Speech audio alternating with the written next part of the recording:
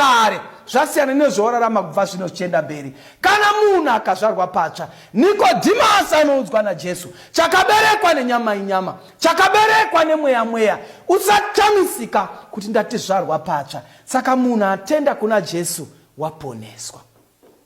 Marko 16 verse 16. Unotenda akabhabhatidzwa uchaponeswa, asi asingatendi uchatongwa. Salvation is a free gift inopuwa munhu wese naMwari, but inopiwa kune vanotenda muna Jesu. Vanzwa shoko raMwari vakarigamuchira, ivavo vanodzikinurwa. Mwari vanoextenda ruoko rwekuponesa. Ropa raJesu rinokavha zvivi zvemutadzi, ojustifyiwa, odeclarewa saved in the name of Jesus Christ. Kana taponeswa, tadzikinurwa kubva kukempi yaSatani, haachagoni kutituma. Takungotumwa naJesu chete. Anonyorapo kuti kana chinge tatenda kuna Jesu, Bhuku yaVaroma, au ndiverenge Varoma chapter 8 verse 37. Ichidzika zvishoma. Kana tatenda kuna Jesu, pfungwa dzedu dzarovedzerwa kushoko raMwari. Anotiyepo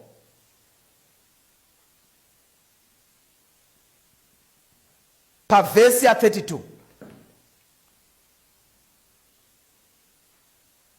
Iye usina kuramba kunyangwe mwanakomana wake, asi wakamupa kuti iye usina kuramba kunyangwe mwanakomana wake, asi wakamupa chose nokuda kwedu tose. Ungarega seiko kuti pavo zvose pamwe chete naye? Ndianiko uchatikwirira vasanangurwa vaMwari? Ndiye unoramisa. Ndianiko uchavapa mhosva? Kristu ndiye wakafa, zvikuru ndiye wakamutswa kuvakafa, uri kurudyi rwaMwari, unotinyengeterera. Tera vana vaMwari, Paul ari kuti pavhesi ya 37, kwete hatigoni kuparadzaniswa naJesu nekuda kwezvimwe zvinhu zviri panyika. Why? Pazvinhu zvese tiri vakundi kuburikidza naKristu akatifira, akapiwa naBaba nokuda kwedu. Iye ugere kurudyi kuti atireverere. Saka unotidzikinura kubva mukusarura makosa. So helmet yesalvation iri kurevei?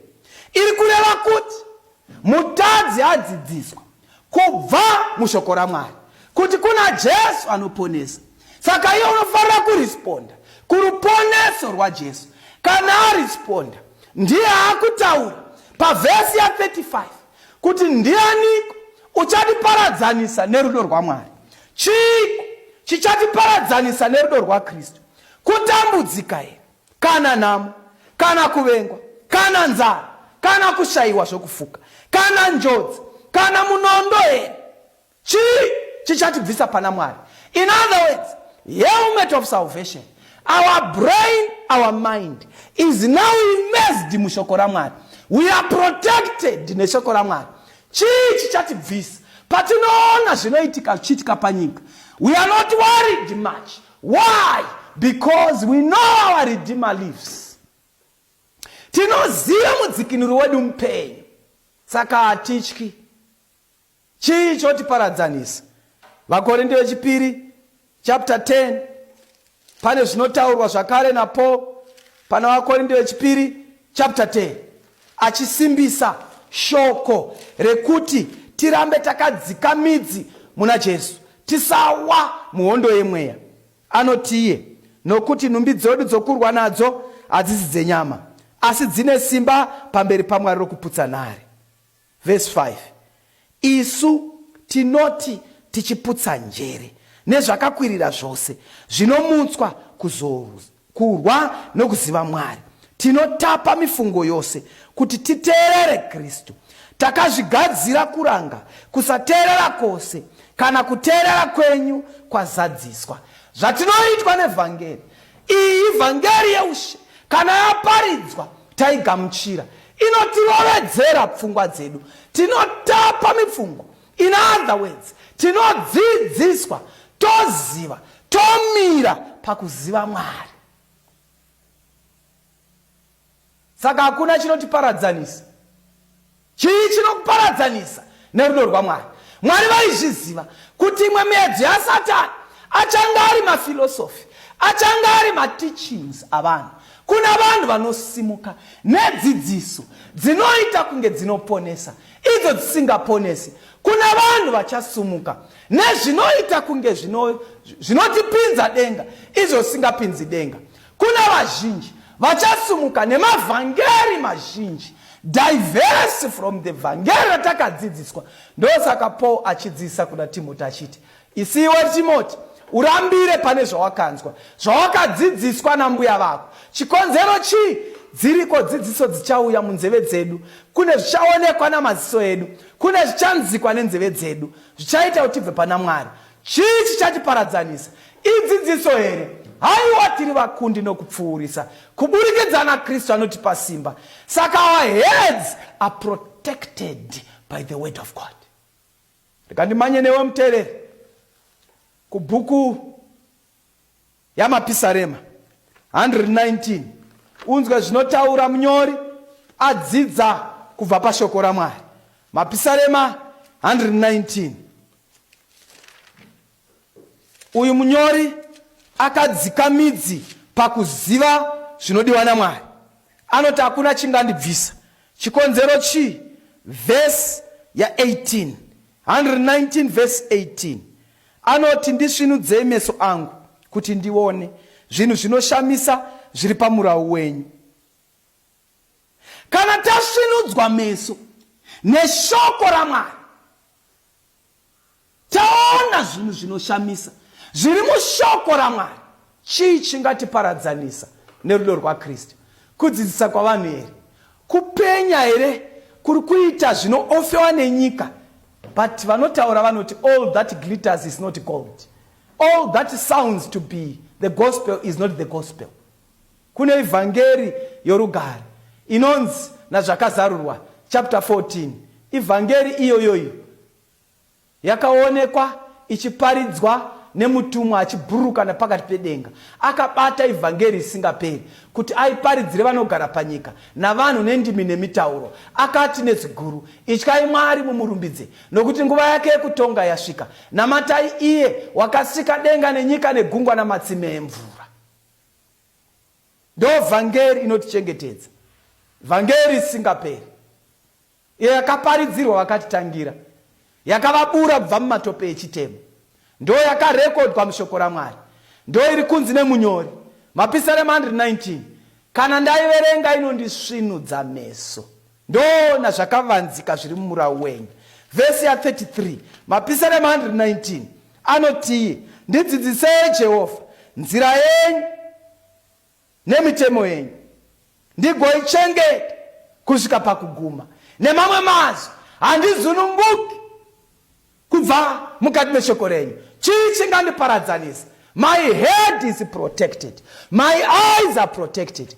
Ndinoziva zvekuona, ndinosefa zvekuona, nekuti ndakavandudzwa neshoko raMwari. Ndo zvinoita mutendi akagamuchira ivhangeri yorugare. Satani anotiwisa nezvatinoona, anotiwisa nezvatinonzwa, anotiwisa nezvatinodya, anotiwisa nezvatinotaura, anotiwisa nezvatinofunga tizviimplementa. For misoro yedu inofanira kunge yakaprotectwa kuti isaite injury. Head injury is fatal. We can fall on hard times. The devil may tempt us, but kana takashonga ivhangeri yorugare, we have nothing to fear.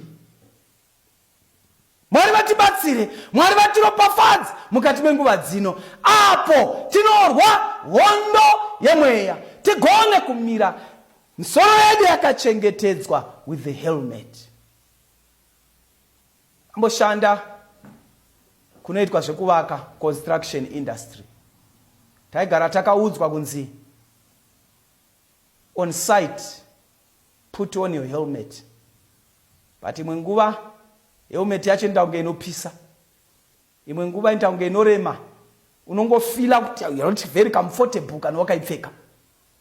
Saka waigona kungotaimira kuti foromana aripi nevakomana vesafety woibvisa womboisa parutivi womboshanda usina. But waizozviwisisa kwangodonha katombo kadiki kwete hombe kakakurova musoro, ndo paunohwisa kukosha kwesalvation kwehelmet. Ndiri kuti kudini?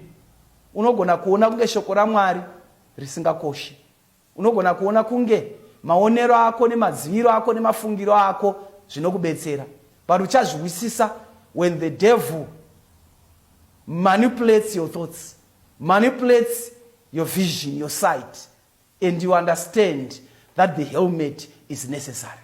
You understand it when you fall, that the helmet is necessary.